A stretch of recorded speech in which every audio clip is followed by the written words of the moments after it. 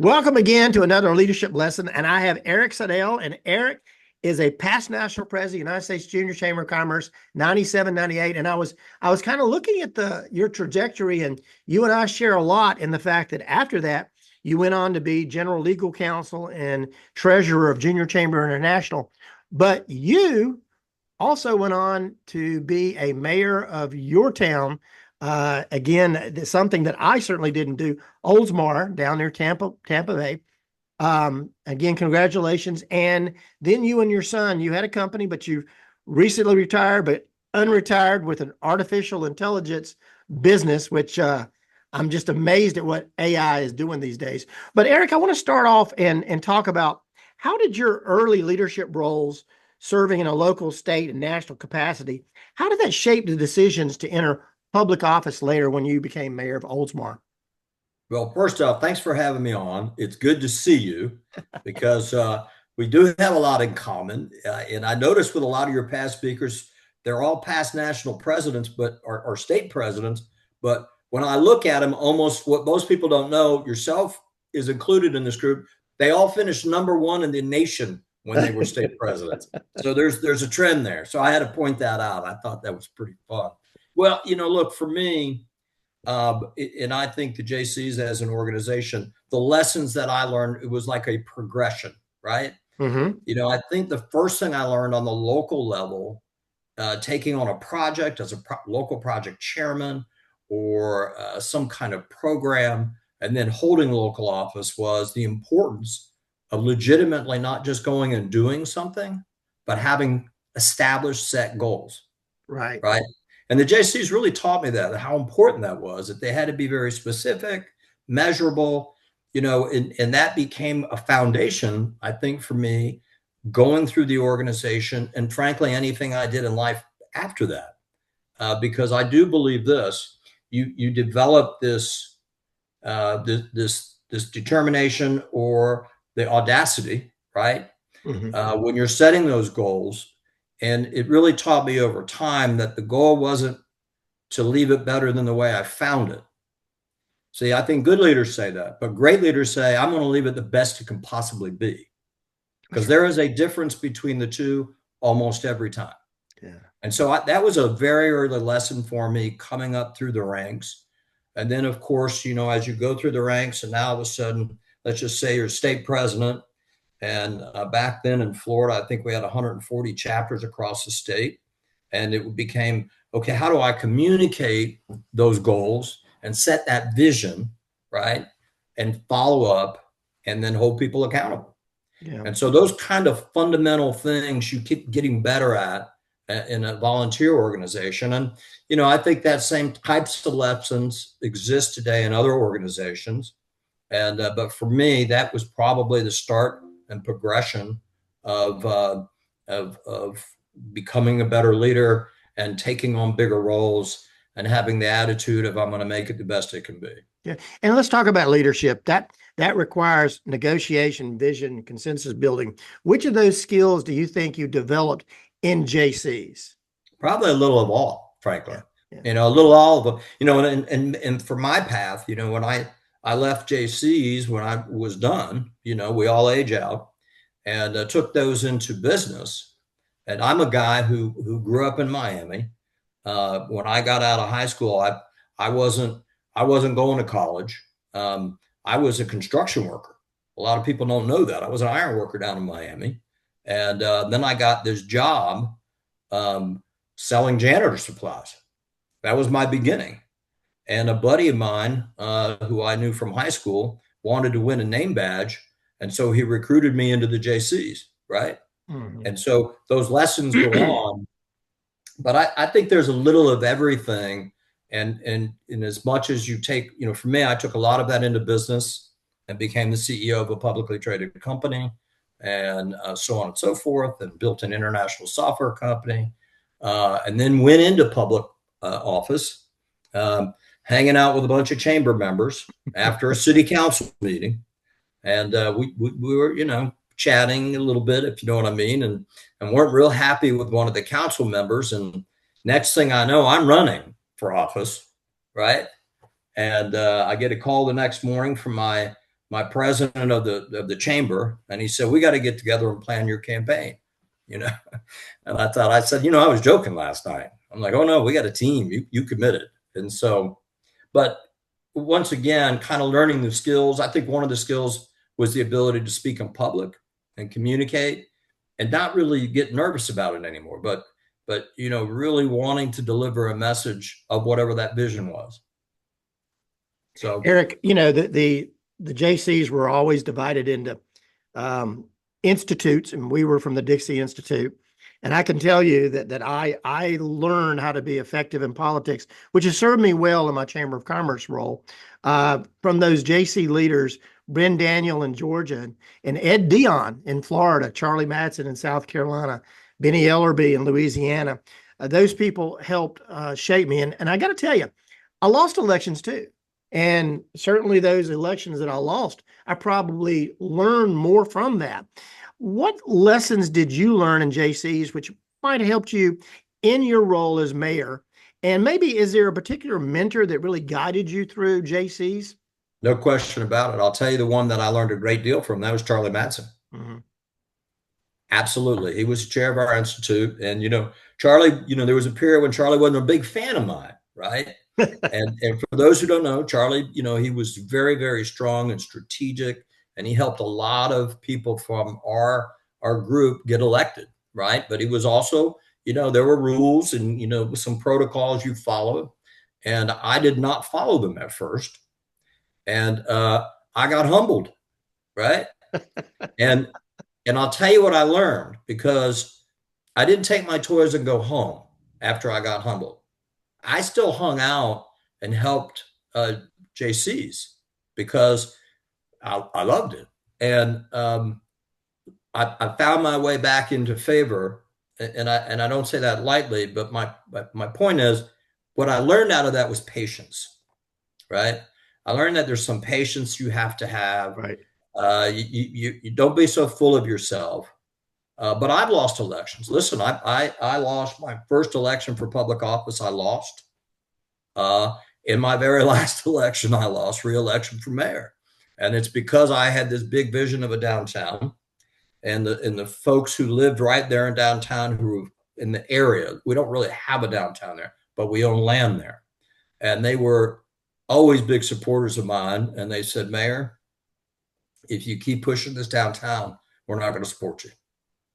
And I said, "It's the right thing to do. I'm not laying off. That land sat there for a long time." And you know what? They were honest to me, because they didn't vote for me. But it was a very close election. I lost by 70 votes or something like that. But to your question, you learn those things, and I'm fine by it. I'm disappointed anybody is when you lose, but I'm still completely involved in our city, and all the elected leaders there, I still get calls from, because they know I'll give them straight, honest advice. But I also give them a little bit of temperature, the whole Charlie Madsen talk, And so for me, and there were other people, Ed Dion and Tom Najar and all those guys from Florida going up through the ranks. Rudy Walter. Yeah, Rudy and Chris Gorge, who was my political hack down in Miami, when I was first coming up. But I always think about that with Charlie. And that was probably the most lasting. Yeah. Good lessons. I tease Charlie. The only election that he ever lost was to me when he ran for local president. But make no mistake, I would have never been an MVP. I would have never been a national president without Charlie Madsen. I mean, basically, I was the JC and he was the political advisor. Made a great team. Yeah. From your perspective, what role should the JCs play in America today as our community struggle with leadership gaps and partisan bickering that we see going on, national all the way down to the state and local levels, and the civic disengagement a lot of people have? I think their role should stay the same, and I think they should focus on building local leaders. I believe that so strongly, and I think there are, I see chapters over the years that have been successful. When the organization was humming along and doing fine, and chapters who weren't. And I will always trace it back to this one thing, and that is recruit and train project chairman. Mm-hmm. Right? That's such a fundamental thing. And what it does is that's like the hands-on development of leaders who might come to you with zero skills, right? But they learn and they go through that process and then they build confidence. And I think America needs that in our communities today. I think that when you put group people together in a nonpartisan way, right? Because the Jaycees, they might lean a little conservative in some areas, but I got news for you. They lean the opposite. They lean a little more liberal in other areas.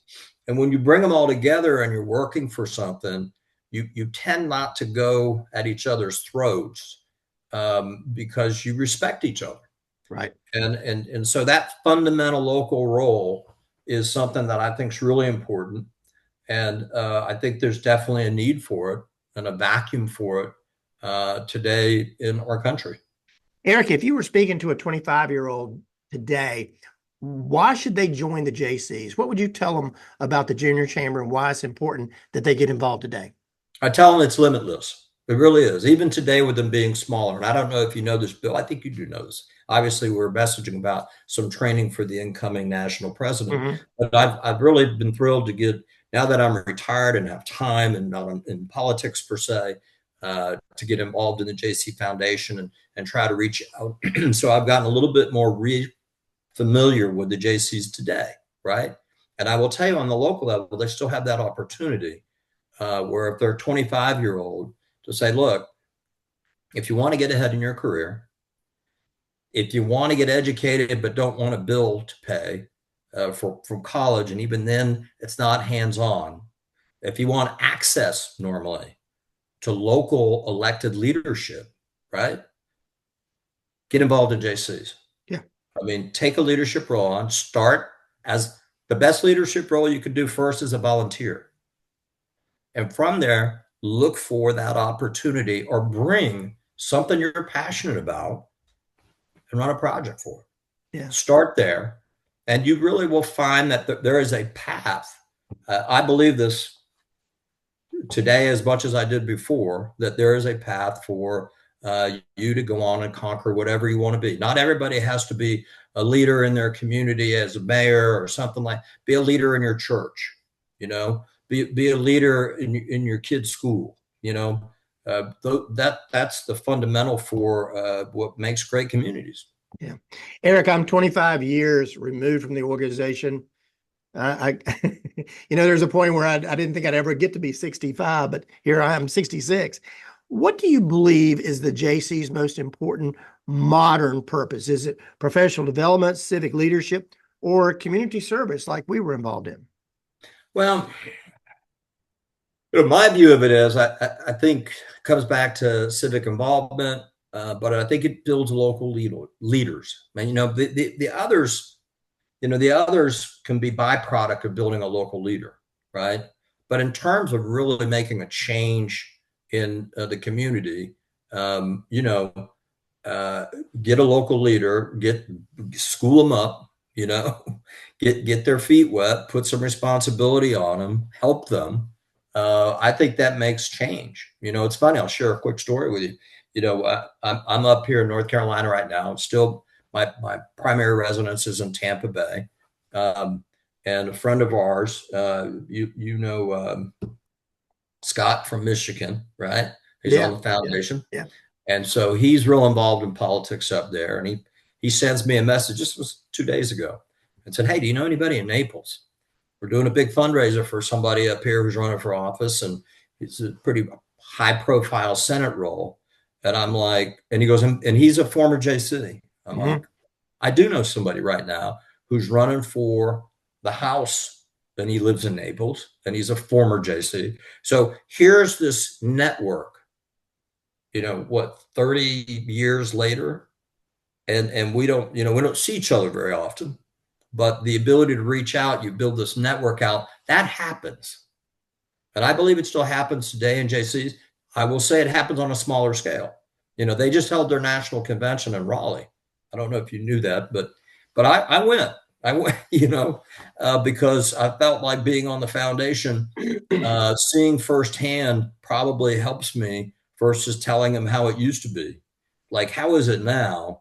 and what do you need to help be successful from our foundation? So in any event, I think building that local leadership, and you do it nationwide, you all end up connected somehow. Eric, I'm really going to date myself now. When I was national president, cell phones were like these big walkie-talkies or bag phones that you plugged into your car. We didn't have the little cell phones that you have now that you can take pictures with that are mini computers. Well, you're a partner in an AI company. If those tools, and I know you had a cell phone, but if AI existed when you were national president, how would you have used it to transform the organization? Well, I think what I would have done is I would have certainly harnessed tools that can magnify people's efforts with minimal expense. And what do I mean by that? There are models, and when I use the term model, I'm referring to, and I don't mean to offend anybody who's listening, they probably understand this right away, but the fundamental of an artificial intelligent tool is what they call their model. It's the underlying brain of it, right? Mm-hmm. And so if you think about database for AI, it's a model, right? It's all the stuff you pour in it. The difference is that the AI tool can think what to look for and where to look, and it can do this amazing stuff. So there's products out there, and I'll start in membership as one. What I would do as national president is I would find those tools that can help local JC chapters use technology to find members that would have similar interest into the projects they run. Mm-hmm. So you use this tool, and there's companies out there, there's Hatch, there's Salesforce has one. There's a variety of, and some of them are, they're $50 a month. They're not real expensive, right? And so I would, as a national president, I don't think I'd do it on the national level, because what I would do is the national level is I would show them how to use these tools locally, right? And maybe train my states how to get that to the local level and how to use them. And I will say today's JCs are using some technology tools. They're not quite all the way there yet, but they've started to. And so, those are tools that I would use. As national president, I would use communication tools. Absolutely. I would respond faster to my inbound emails and that kind of stuff, because I would teach a model how to think like I think, as creepy as that might sound, but it will probably give a response to that message very, very similar to what I would have given, right? Because you could take these tools and their voice, you could either use voice bots or bots or voice agents, and load them up with data, right? So it's very different. I used to travel with that old directory, the national directory, and here was my technology. I had this system that every week I would call at least 10 state presidents, right? Yeah. And I would call typically 20 local chapters. Yeah. And I had a formula, which meant, if you think about it, if you're calling 10 state presidents every week, then once a month you're called all your you're pretty much called all your state presidents, right? And I would write in my directory the date and a little note. So my directory was a mess by the end, but I didn't even use, a BlackBerry or something. They didn't really have them then. So I was national president 28 years ago. I remember I used to get a list of star performers from state presidents, and I had a local president say, "Would you call one of my members?" And so I said, "Sure." So I was in Tulsa, Oklahoma, and I called this woman. I got her mom, and she said she's in there vacuuming. So she called her to the phone, and she said, "It's the national president." She said, "No, really, who is it?" And I told her, and she said, "Who is this really?" And I'm the president. And why are you calling me? Because so-and-so told me to call you. And she said, "Oh my gosh, would y'all turn that down?" It was so funny to hear her expression, but it meant so much to her. You and I, again, we had the opportunity to go off at Junior Chamber National, General Legal Counsel and Treasurer. I was always really impressed, particularly with our Asian noms and what they did and the professionalism that many of those in Europe and Asia had in the Junior Chamber. What impressed you when you were experiencing Junior Chamber International with those other national organizations? Well, there was a couple things. One, and I think above and beyond everything else, how much they valued their membership Hmm. more than we do in the U.S. Now, I'm not saying we don't love being JCs. That's not what I mean by it. But it was a premium for them on being a member. So let's take Japan Junior Chamber, for example. It was a privilege. You know, and I'm not saying that we should have excluded people because I don't believe that. I think they would have excluded me. Okay, you know, but I do believe that that was one of the things that always impressed me with them, how much how much they valued their membership, which I thought was a really good lesson to Hmm. learn. The other thing was what it just taught me about working with people from other parts of the world, right? I've shared this so many times that, it's unfortunate that more people don't have an opportunity to make friends from around the world by working on something together Yeah, that they agree on. Because you know what? You don't go to war with people you care about, yeah, right? You that's find right. a compromise. And, that's not being, Republican or Democrat or independent. It's just you're being friends. And, those communications matter. And in my experiences that came directly from the JCs was everybody around the world pretty much wants the same thing. Yeah, They want their kids to have a better life than they did. They generally want peace and security. And so when you kind of start from that general consensus, it makes it easier to do things. So that was certainly something that I learned doing international travel.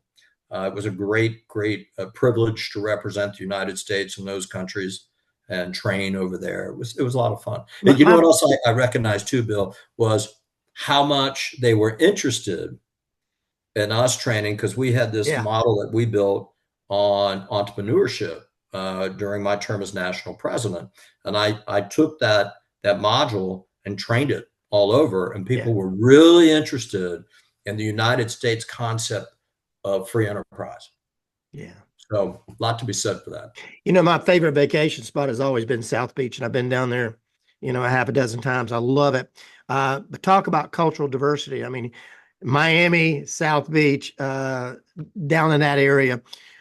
What did JCI teach you about cultural diversity and diplomacy that maybe served you as mayor?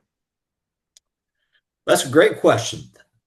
Uh, and here's somebody else I can thank as a mentor, and two people really. And I told him this the other day because I finally had the opportunity. Benny Ellery, Mm, who was the Secretary General, as you know, he was our top paid leader of our staff. For those who don't know what that position means, and then Robbie Dawkins, who was world president. And so I have some stories about the two of them where they included me. And I wasn't a brand new JC. I was a local regional director, right? But it gave me firsthand experience. The Coconut Grove JCs were going to host a World Congress. The city was paying for it for them all to go to Birmingham, England. Somebody canceled at the last minute. I got a call from Chris Corbett who said, "Do you have a passport?" I said, "Yeah." He goes, "You're going to Birmingham." And so I went, and I had no plans. I had next to no money. I mean, it was all this. And those two, Robbie in particular, is like, "Hey, Seidel, you're coming with us." And I'm like starry eyed with all these national leaders and stuff. But it did certainly make me feel comfortable interacting very early on with people with different cultures, and you really learn to respect them. I think sometimes, well, look, you won't find a prouder American than me. I guarantee you won't. And sometimes, we poke our chests out, which I think we should. But there's also a time when you're interacting with somebody internationally where you can say, hey, I understand your culture because I've had this exposure and it came from JCI. Right. And I respect it, And I think that same lessons when you're mayor and dealing with a diverse community, it helps you a great deal because it's sincere. And it certainly wins over friends and supporters. But more importantly, those are people you can get engaged in helping you build your community as mayor. That's really important. We've talked about before this, we actually recorded this thing, that I've done a lot of these leadership lessons, and there are people who made an impact on my JC career. Was there a single transformational moment in your junior chamber career that really changed the direction of where you were going that might have led you to become national president and involved in JCI? There is. Funny you should ask. I was a JC. I was at a state convention. I was young. I was a member still. I was just going and having fun, and I wasn't in a leadership role or anything that. And a speaker at our Florida State JC meeting, state conference, came in, and I was just, I was blown away. And that guy is Mark Formby from Mississippi. And Mark Formby came in and spoke. And I tell you, I sat there and I watched him. And I said to my wife at the time, I said, I want to learn how to do that. I want to learn how to motivate people I've never met before. Yeah. Just by speaking to them and being precise with a message. And, he was that. So it was one of those moments where I'm like, you know what? Then I went back and did Speak Up and all the other, skill building programs. And, I don't know that I ever accomplished Formby's, skills, but I sure tried. Last couple of questions. How important is it for young people to get involved, whether it's JCs, Kiwanis, Optimists, Rotarians, doesn't matter. How important is it for young people to get involved in the fabric of their community and make their community, as you put it earlier, better than you found it? Well, I think that they can make it better than it could be, ever been, right? The best it can be is really kind of the model verse. But I think it's very important. Look, there's two things that happen. There's a lot of things that happen when they do that, right? Okay. They impact other people's lives. They help a community get stronger. They do all these wonderful things by volunteering, and it doesn't have to be huge, undertaken, but go volunteer at a food bank, right? Or go volunteers and help clear an elderly's yard who can't do it anymore, right? It changes your view of service. Mm-hmm. And it changes you, and it has such a positive impact. And you, if you go do that as a young person, I truly believe this, you will never be that person who just goes to work and comes home, goes to work and comes home. That is a boring life. Who wants that? And it does not lead to any great rewards here on earth or in heaven. And so, I think it's just an easy, fundamental thing to do is to volunteer, find something you like, or get involved in someone's campaign, help somebody you believe in, get elected. I get asked all the time, how do you get into politics, right? And this, my advice to everyone is the same. Look around in your community who's running for office, really study what their views are. And if you align with them, go help them. Mm-hmm. And what you'll do is you'll meet other people who have the same views as you, and the day will come when an opportunity will present itself, and you'll have a team of people to call because you've worked together. I mean, it's just honest and clean, but it matters. I think it makes a big difference, Bill. speaking of entrepreneurs, I had somebody ask me about a year ago, what advice would you give yourself at 25? And I said, buy Apple. I wish I could go back and tell myself to buy Apple. But if Me too. if you could give some advice to a young person, say 25, about how to get involved, not just in community service, but running for political office, what advice would you give them? Well, and that was what I was just saying. And I get asked this a lot. I tell them, first off, get involved in the issues in your community, right? And when I say that, I mean, there's always some issue going on in a community, but be true to yourself, right? Understand the issue, and wherever you fall on that issue, go out and help promote it, right? Sign up to be a volunteer. And definitely when you have your local mayor running for reelection, or a council member or a county commissioner, or, those are really good places to find someone you believe in. So you're authentic, and go volunteer, go door knocking for them. In Oldsmar, down in that community, we go door knocking. Yeah. And we still door knock. I've knocked on thousands of doors. Yeah. And the pitch is this simple. Hi, I'm Eric Seidel. I'm running for mayor. How's the city doing? Right. And I mean, that's it. But you could do that kind of thing and saying, hey, I'm supporting mayor, whoever, and ask that question and say, hey, would you like me to call them? Let's call them right now. You do those kinds of things. And if you're a young person and wanting to get into politics, it's a very honest way to get in, and you will build a lot of supporters, and you'll become very well known, and you'll get asked to work on other campaigns. And then when the time comes, you'll probably get recruited to run for office. You and I have an opportunity in about 8 weeks, along with some others, to meet with the incoming national president of the United States Junior Chamber of Commerce. I think they now call it USJCC or JCI? JCI USA. But it is the Junior Chamber, and we have an opportunity to impart some of the lessons that we've learned. But I want to thank you for taking time tonight, because it's critical that we get some of these ideas and share it with the generation of young people that's going to be taking over our communities and our businesses. Much like your son it is your son taking over the AI business. Right? And listen, my oldest son stayed with the company we sold as president. They hired him to stay on. So, yeah, it's important to impart those lessons. Well, like I told Gary Tompkins a few weeks ago, I could not have been elected national president if it weren't for the Florida Jaycees. And again, Ed Dion, and we mentioned Rudy a while ago. When I was a state president, he came in and he got my folks fired up. I didn't finish number one in America. I finished number 4. But that was after we finished number 1 back-to-back 2 consecutive years. That's right. What was that? Robbie and Ray, right?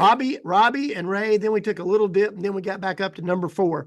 But again, congratulations on what you've been able to do, not only within the junior chamber, but personally, professionally. Congratulations. Well, thank you. And hey, listen, thank you for doing this. I've enjoyed watching the podcast. I hope you will take some time and look at it, maybe take something away from it. And it's exciting to see you and talk with you after all these years and see what you're doing. And when I'm in Charlotte, I'm going to give you a call, and we'll go do lunch or something, And I'll see you in Myrtle Beach in a few weeks. We'll see you then. Thanks a lot, Bill. Yes, sir. Bye.